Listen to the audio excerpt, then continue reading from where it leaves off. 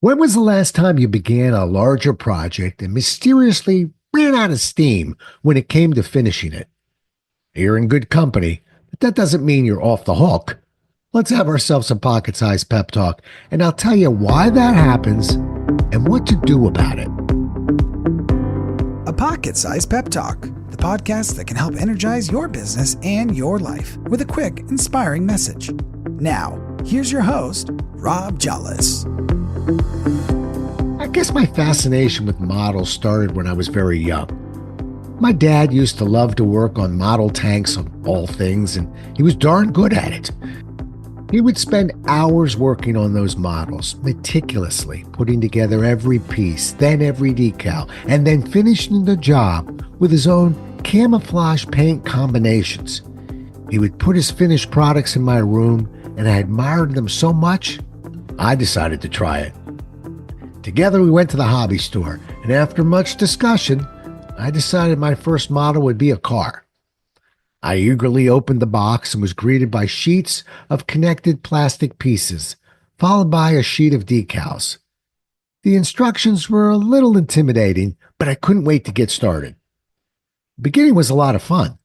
The project was new, and coincidentally, the first moves were easy.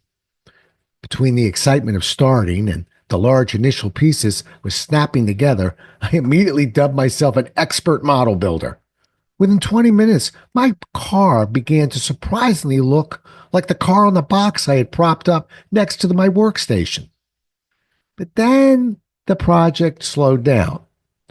The pieces got smaller, became increasingly more challenging to work with the smaller parts that were the finishing touches.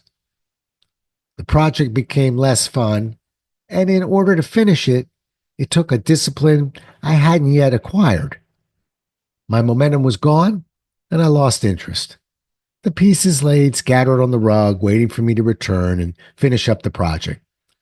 I put my plastic green car, missing the final steps like the decals and the paint, next to my dad's beautiful tanks. It was a painful example of my inability to finish what I had started.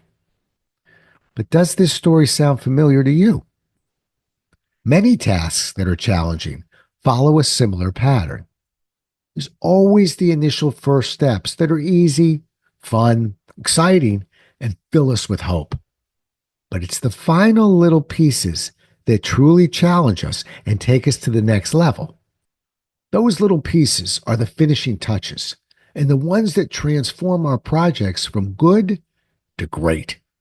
It's those final little pieces that teach us that we must remain diligent and disciplined to complete the task. There are a number of scenarios that might occur if you don't keep the focus and attention to detail all the way to successful completion. For instance, you're not just working on a document, but editing that document multiple times to get it right. You're not just creating a business plan, but rewriting that business plan multiple times. You want to do more than follow the plan for a month.